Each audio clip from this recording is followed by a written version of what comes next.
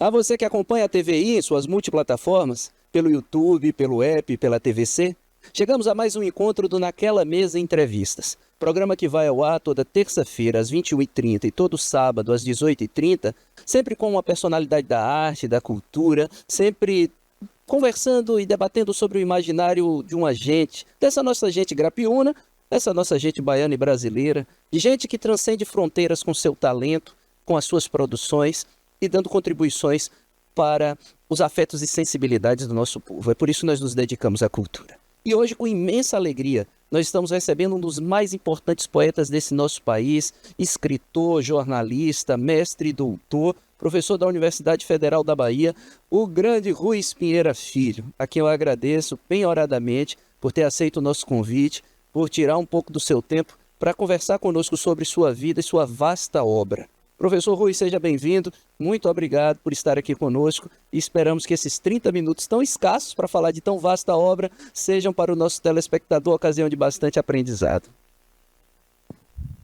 Tá bom.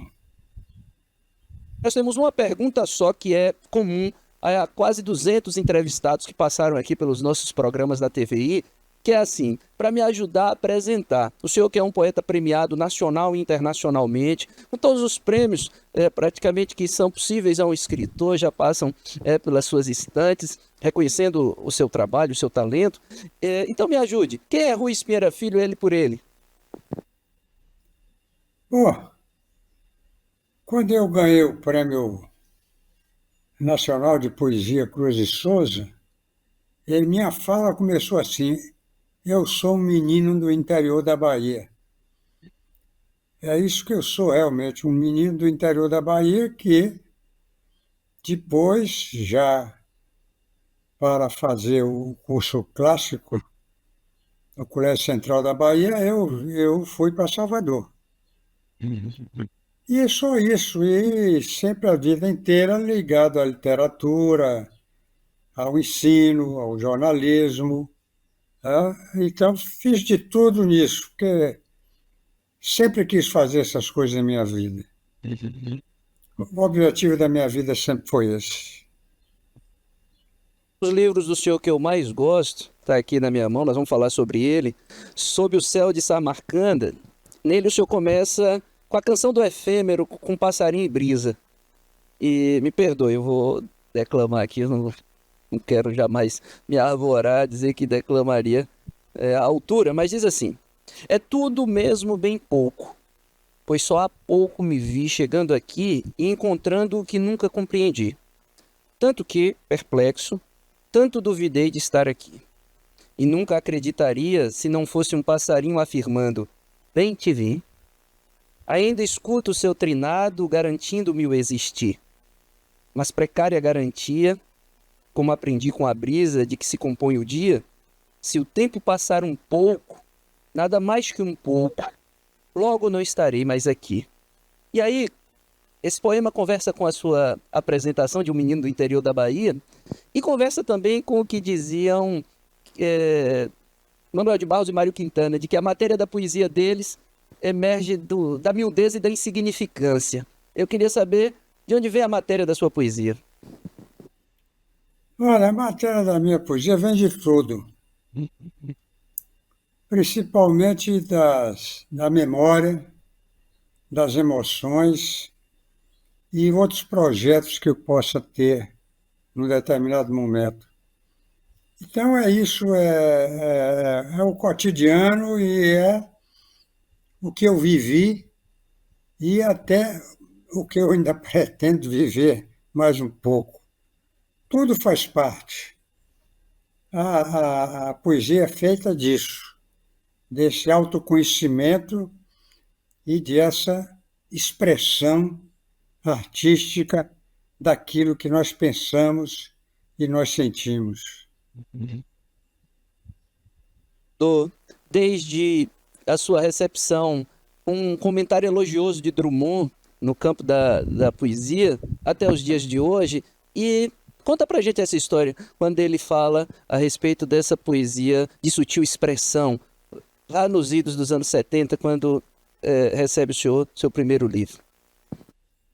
É isso, eu publiquei meu primeiro livro em 74, mandei para algumas pessoas, inclusive para o escritor Mário da Silva Brito, e Mário da Silva Brito emprestou o meu livrinho de 54 páginas para o grande editor N. Silveira. E o N. Silveira passou a ser meu amigo por causa desse livrinho e acabou editando 4 livros meus. Nesses endereços que eu consegui pegar na época, tinha um de Drummond, e eu mandei o livro para ele. E ele me respondeu dessa forma, uma forma elogiosa e generosa. Eu, na verdade, troquei com ele 7 cartas, 7 pequenas cartas. Ele elogiou muito esse livro, elogiou o livro que ganhou o Prêmio Cruz de Souza também. Então, e Drummond sempre foi para mim uma referência admirável, até hoje é. E eu cheguei a conhecê-lo pessoalmente no Rio de Janeiro, numa, num encontro do Sabadoyle, o apartamento de Plínio Doyle, e conversamos um pouco e tal. Foi muito agradável tudo isso. Tenho saudades do grande Drummond. Não tenho mais porque eu estou sempre relendo Drummond. Maravilha. Mestre, nas suas obras, canções e sonetos são fartos. Eu queria que o senhor trouxesse um pouco esse olhar a respeito do lirismo presente na sua obra e de como isso está expresso na fortuna crítica, né? Isso é algo que é bem marcante, a colocação de muitos dos que avaliam o seu trabalho e da crítica especializada que acolhe como sendo o trabalho de referência, citando o Fábio Lucas, do Correio Brasiliense, que diz que a sua é uma das vozes mais autênticas de nossa poesia, nesse lirismo de grandes voos. Para onde quer voar a poesia e a poética de Rui Spira Filho? Eu não sei essas pretensões. Eu faço o que me ocorre. Eu tenho uma coisa curiosa. Claro que eu tive um projeto inicial de fazer literatura, que eu fui sempre apaixonado pela literatura. Mas eu faço aquilo que me ocorre, como eu acabei de dizer. O que vem a mim. Eu não fico buscando lá fora qualquer novidade, qualquer fato para falar sobre ele. As coisas me ocorrem, e se me ocorrem, eu posso escrever sobre elas. Quanto à questão da poesia lírica, eu sou essencialmente um poeta lírico. E eu acho que a grande poesia, na verdade, é a poesia lírica. Ela está em toda parte, até em livros heróicos, como o de Camões, né? E como os de Homero, e você vai lendo e daqui a pouco você depara com passagens líricas importantíssimas, porque todo poeta, na verdade, tem que falar de lirismo.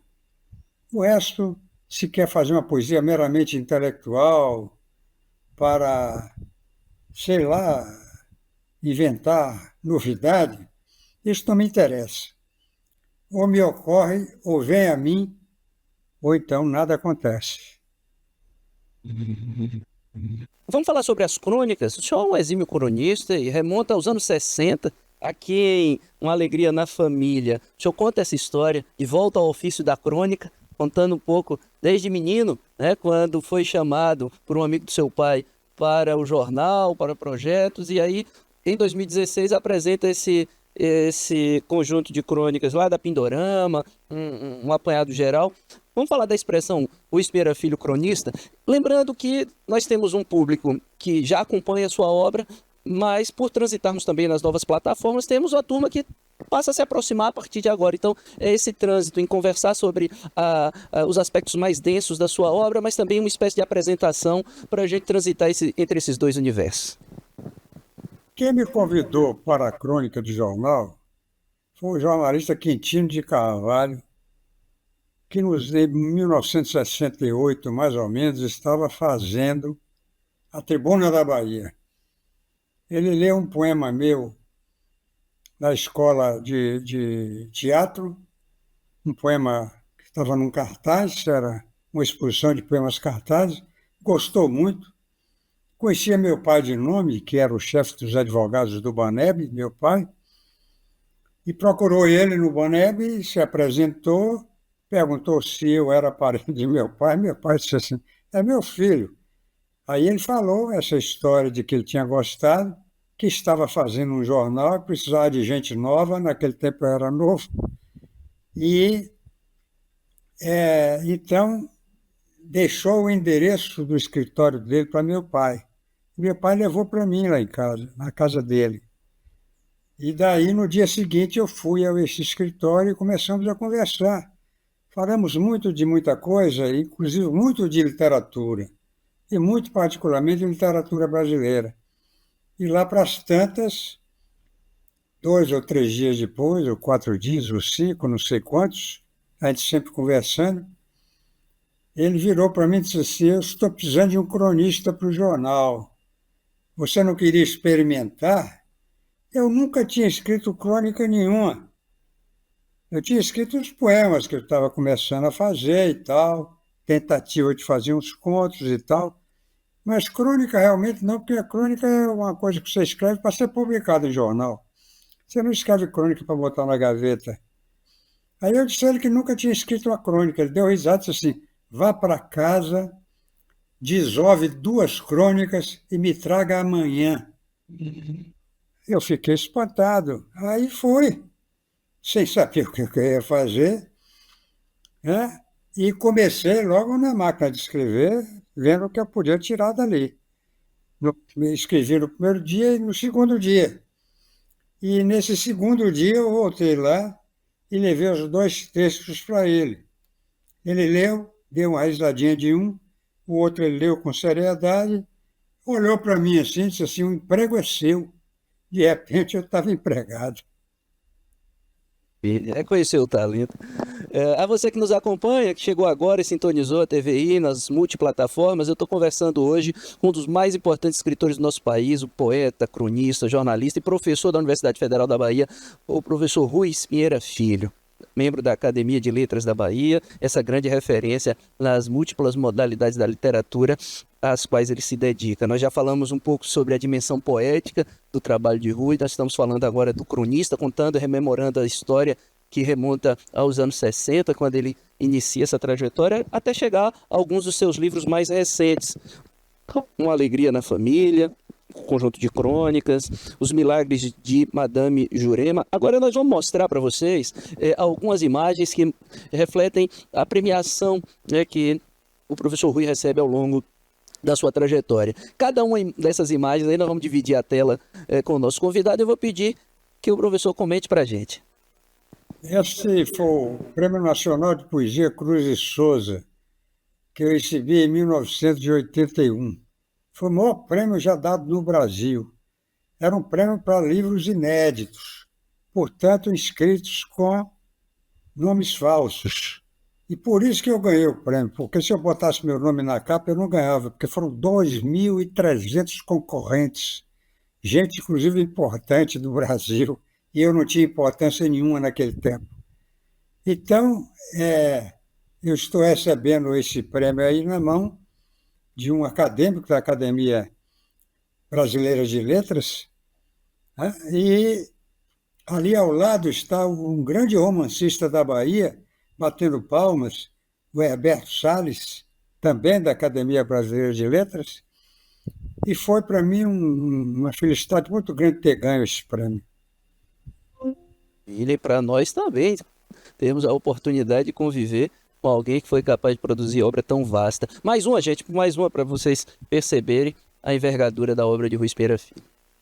Esse aí é da Academia Brasileira de Letras, o prêmio de poesia da Academia Brasileira de Letras pelo livro Elegia de Agosto e Outros Poemas, em 2006. Aí é o diploma da Academia com o busto de Machado de Assis, o que muito me honra. Aí é a entrega desse prêmio da Academia, feita pelo poeta É... Agora, meu Deus, esqueci o nome dele aqui agora, é interessante porque... é, bom, agora eu vou pular esse nome porque não estou conseguindo... Ah, é Ledo Ivo, é o poeta Ledo Ivo, que estava me entregando este prêmio nesse dia. Isso foi também em 2006. Que antes dessa aqui, volta aqui pra gente, antes dessa imagem, o senhor menciona que a comissão avaliadora tinha nada mais, nada menos do que Ivan Junqueira e Carlos Sequim. Antônio Carlos Sequim e o homem que entregou esse prêmio para mim, O Ledo né? Ivo também, né? Lendo eu. Na verdade, esse foi ideia do Ivan Junqueira, que era presidente da Academia Brasileira de Letras na época. Ele foi presidente da Academia Brasileira de Letras 2 vezes. Fizemos uma grande amizade, ele escreveu coisas excelentes a respeito do meu trabalho. E um dia ele chegou para mim e disse assim: Oi, você tem que ganhar o prêmio da Academia Brasileira de Letras. Vou convocar umas pessoas lá para você ganhar esse prêmio, porque é um prêmio importante e esse livro seu é importante.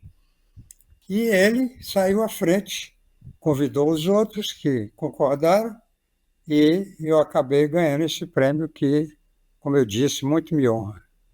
Maravilha. E a última das fotos das imagens, obviamente, gente, não íamos conseguir nesse programa mostrar todos os prêmios. Então selecionamos, pedimos ao professor Rui para selecionar aquelas obras que fossem, aqueles prêmios que ele considerasse mais importantes para apresentar no nosso programa.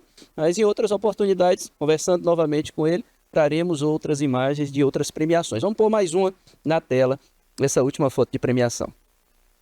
Esse também foi no ano 2006, e foi um ano muito importante para mim. Eu tinha acabado de receber o prêmio da Academia Brasileira de Letras, foi o Jabuti. Esse Jabuti foi um Jabuti de segundo lugar, mas que também me alegrou muito, porque essa coisa de prêmio literário é uma complicação. Você com o nome na capa do livro, é preciso que a comissão julgadora seja muito séria para poder lhe selecionar e lhe premiar. Então, essas coisas todas eu tenho aqui na minha casa, entre outros prêmios, outras coisas, nas paredes, em cima da estante. Então, é a história da minha vida. Essa arte da nossa cultura, por isso que é tão importante falar das histórias de vida, né? Contar essas histórias porque elas têm esses atravessamentos. Agora, professor, vamos continuar mostrando imagens, ilustrando a nossa conversa com 5 das suas obras. E aí, apenas uma que eu categorizei, meio que hierarquizei pelo meu gosto, porque é uma das que eu mais gosto, como eu disse, sobre o céu de Samarcanda. E as demais, para diversificar, poesia e crônicas. Eu queria que o senhor apresentasse essas obras ao nosso público. Coloque aí pra gente. Não, sobre o céu de Samarcanda é um livro de poemas. De poemas. Eu vou pedir para a turma colocar em tela, e aí o senhor fala sobre o que vai aparecendo, que aí a gente dá o fluxo da conversa. Campo de Eros. Campo de Eros foi um livrinho que foi a pedido do editor Fernando Berlanda, da Caramuru, e eu preparei o livrinho e passei para ele, ele fez uma edição bonita. Então, é um livro de poemas de amor, né? Porque foi o que ele me pediu. Era fim de ano e tal, ele queria um livro para as pessoas comprarem, dar de presente, e um livro de poemas de amor seria o mais indicado.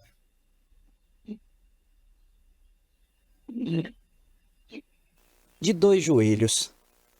Soneto dos incomparáveis joelhos. Nada a que comparar. Eram joelhos. Numa manhã de sol, há 30 anos. Pensando bem, quase 40. Joelhos. Tão claros, suaves, postos em sossego. Ali serenamente, mas não como frios lagos de soneto. Só 2 joelhos. Sim, não mais.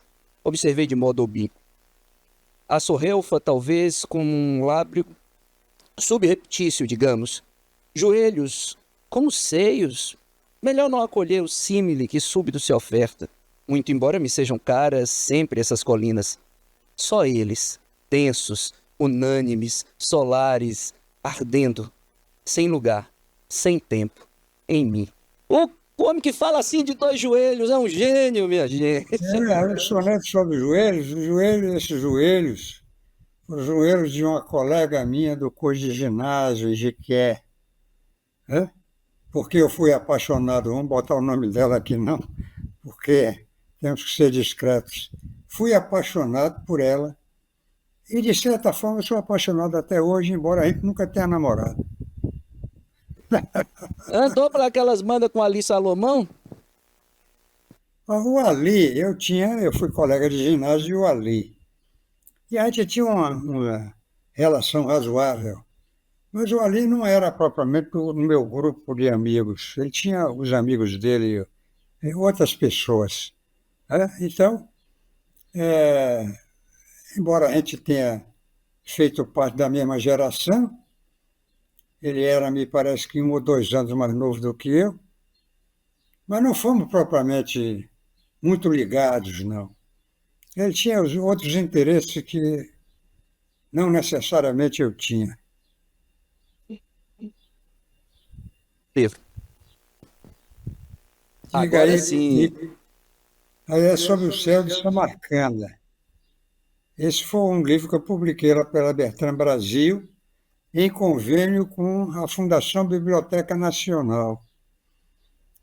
Também para mim foi muita alegria, porque é um livro que tem uma bela apresentação, uma bela orelha de um acadêmico, hoje da Academia Brasileira de Letras, e Marco Lucchesi, com quem eu, em 2008, tempos depois desse livro, combati na comissão julgadora do Prêmio Camões, em Lisboa. Eu fui, inclusive, presidente dessa comissão para dar o prêmio a João Baldo Ribeiro.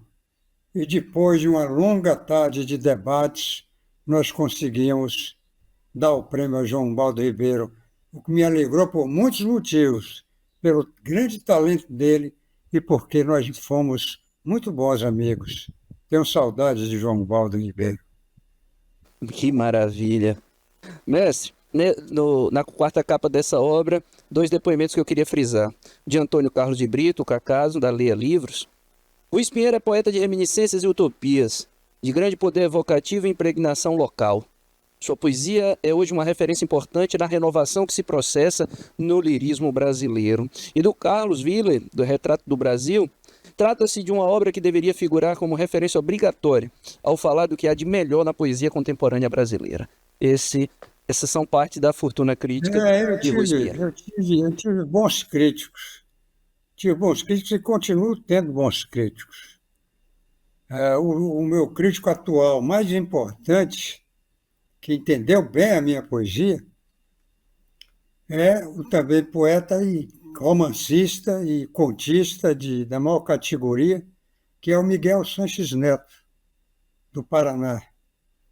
E ele escreveu alguns 7 ou 8 críticas a livros meus, a minha poesia de um modo geral, que me deixaram muito, muito honrado. Falando sobre a obra de Ruiz Pinheiro Filho, com mais um livro para a tela.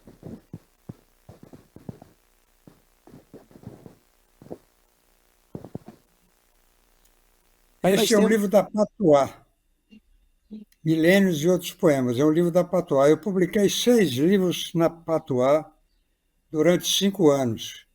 Naquele tempo eu estava meio afastado das grandes editoras, sem oportunidade pelas grandes editoras, e resolvi, exatamente a conselho do Miguel Sanches Neto, entrar em contato com o Lacerda, editor da Patuá, e ele me recebeu de braços abertos. Ele já conhecia minha poesia, ele é muito mais novo do que eu, ele já conhecia bem minha poesia, e me recebeu de braços abertos, e ao longo desse tempo, de 2015 a 2020, eu publiquei 6 livros de poemas pela Patuá.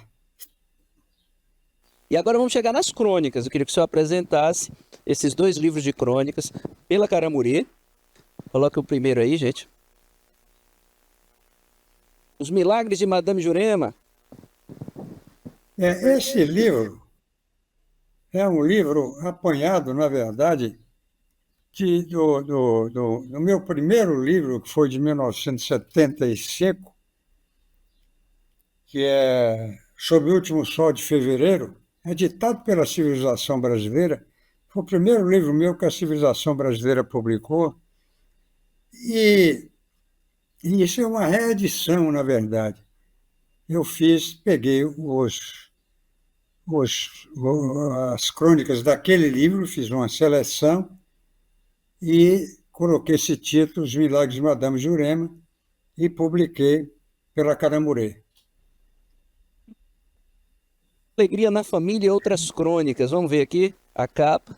Queria também fazer com essas apresentações, indicações, Natal aí chegando. Vamos presentear a turma com livros. Vocês estão vendo hoje 5 livros de Luiz Pinheira Filho, apresentados por ele mesmo, o que é para nós um motivo de muita honra.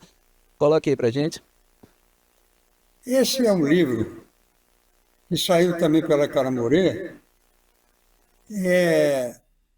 que eu escrevi principalmente para uma revista que meu filho fazia aqui na Bahia, Pindorama, uma revista muito importante e que tinha leitores excelentes, ilustradores, coisa da maior categoria. Mas é claro que era uma época difícil, porque havia sempre o problema econômico no Brasil e a dificuldade de se poder sobreviver com um tipo de revista de alto nível que não interessa a muita gente, interessa a poucas pessoas. Enquanto circulou, eu publiquei crônicas em todos os números e depois fiz uma seleção e coloquei nesse livro Uma Alegria na Família e Outras Crônicas. Mestre, de 74 para cá, lá se vão 50 anos. E aí, para essa nossa última pergunta, os 30 minutos escassos já se foram, porque a conversa boa, a conversa agradável, o tempo a gente nem sente passar. E eu já estou aqui com um gostinho de convite para uma próxima no ano que vem. 50 anos. Luiz Pinheira Filho conquistou os prêmios que poderia conquistar, vai continuar produzindo, obviamente, mas eu queria pedir ao senhor que falasse com essa nova geração.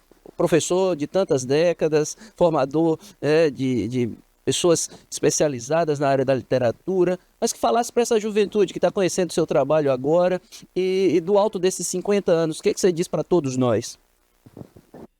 Eu, na verdade, tenho muitos amigos que foram meus alunos, tanto na Faculdade de Comunicação, de Jornalismo, como no Instituto de Letras da UFBA, também da UFBA.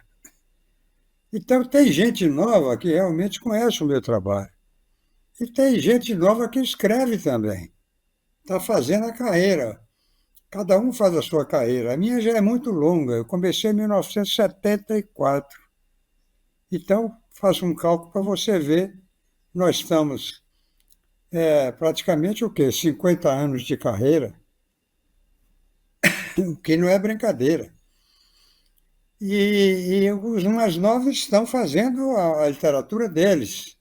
E alguns realmente estão fazendo uma literatura de qualidade. E espero e desejo a eles toda a sorte possível, porque Jorge Amado é que dizia, o escritor tem que trabalhar muito, tem que ler muito, tem que estudar muito, mas também tem que ter alguma sorte.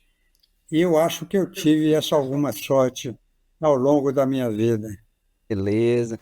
Mestre, eu quero agradecer ao senhor pela generosidade e a disponibilidade, dizer que naquela mesma entrevista, esse modesto programa da TVI aqui no sul da Bahia tem repercussão através da TVC, são 20 mil assinantes no sul e no extremo sul, tem o alcance das redes sociais e da internet que nos ajuda a transcender fronteiras, e a sua presença aqui fortalece essa nossa trajetória. Tem um autor da sua envergadura conversando conosco, vai nos dando cancha para seguir apresentando cultura, arte, nesse terreno tão inóspito para o conteúdo mais denso que é a internet, onde a gente concorre com todo tipo de coisa. E agora o dicionário de Oxford fala sobre a palavra do ano, o cérebro podre, né? Porque o contato e o volume de conteúdo que adoece, que estimula apenas o consumismo é tão grande que nós vamos nos, sabe, envolvendo por essa coisa toda. Então que a literatura, que a arte, que a cultura nos conduza a cérebros mais saudáveis. Você fala de Itabuna, né? Isso, Itabuna, É de TVI, Itabuna. Itabuna? Isso. Eu quero só dizer uma coisa, só por curiosidade. Depois do golpe militar, eu fiquei um tempo escondido em Itabuna. Só, Itabuna tá, então, parte da sua história. É Maravilha. parte da minha história. Eu fiquei na casa de seu Zezito, que era um fazendeiro cliente de meu pai, que era advogado. E eu, por acaso, eu era amigo de um filho dele, que tinha o apelido de Inguacho, no internato do ginásio de Jequié. E Inguacho eu nunca mais vi. Eu sei que anos atrás, mais de 10 anos atrás, 15 anos atrás, um dia ele ligou para mim, aqui em Salvador, e falou: oi, tal. Eu digo: quem é que quer falar comigo? Ele disse: eu sou Inguacho. Aí eu achei uma maravilha, conversamos, e aí eu disse: olha, Inguacho, é o seguinte, você já tem meu telefone, então ligue de novo para mim, porque a gente vai marcar um dia para se encontrar. Resultado, ele nunca mais ligou e a gente nunca mais se encontrou. Eu não tenho mais notícias embaixo. Então vamos fazer desse programa um reencontro. Se não um reencontro com o Tomara. Inglês, com a família, com quem estiver representando e nos vendo e nos ouvindo. Mestre Rui, nós agradecemos mais uma vez. E a você que nos acompanha, naquela mesa de entrevistas, você já sabe, vai ao ar toda terça-feira, às 21h30 e todo sábado às 18h30, e é especialmente feito sempre, sempre para você.